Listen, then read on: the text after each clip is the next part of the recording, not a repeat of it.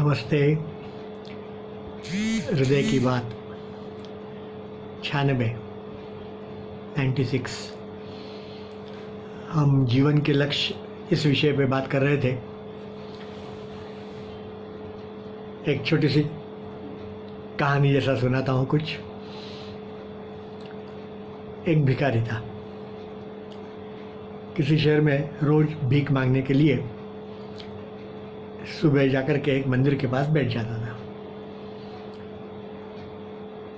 भजन गा कर जोर शोर से और भीख मांगता था।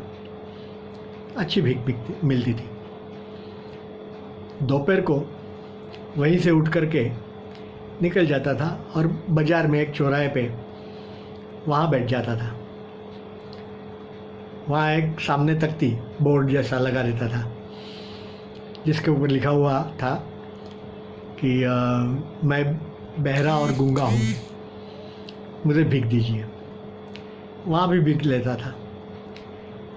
शाम को फिर से वहाँ से निकल करके जहाँ पे बहुत सारे खाने की दुकानें और लारी वगैरह होती है ना, तो ऐसी जगह पे जा कर के बैठता था। खाऊ गली जिसको हम कह सकते हैं। तो वहाँ पे जा कर के बैठता, सो जाता था। एक्चुअली आड़ा हो जाता था। और फिर तख्ती पे लिखा हुआ था, उसके ऊपर तख्ती घुमाने की ही थी। तख्ती के ऊपर लिखा हुआ था कि मुझे लकवा मार गया है और मैं उठ नहीं सकता। वहाँ पे उसको कुछ भीख मिलती थी। रात हो जाती थी। वहाँ से उठ कर के धीरे धीरे घर पहुँचता था। कुछ परिवार में मानो पत्नी है या तो बच्चे हैं, उनके साथ बात करके कुछ खाना खा करके सो जाता था। दूसरे दिन सुबह फिर से वही क्रम।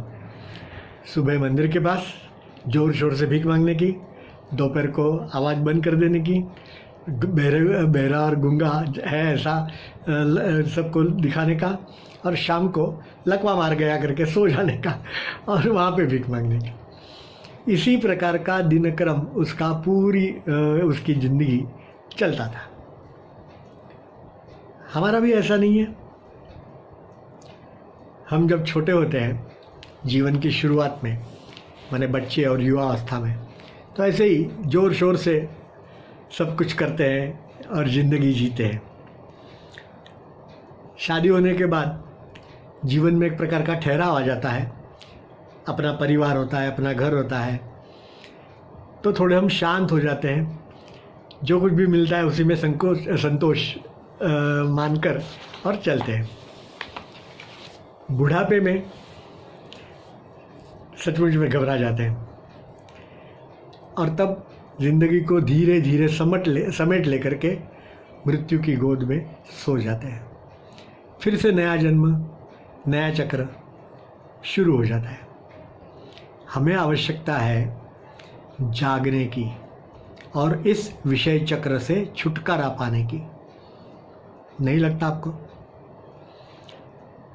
और यदि मनुष्य जन्म जो मिला है उसके अंदर हमने कुछ नहीं किया, तो क्या मालूम फिर से मनुष्य जन्म कब मिलेगा और कब हम क्या कुछ कर पाएंगे। तो हम कब जागेंगे? जल्दी से जागो, जल्दी से जागो और कई कुछ शुरू करो। धन्यवाद।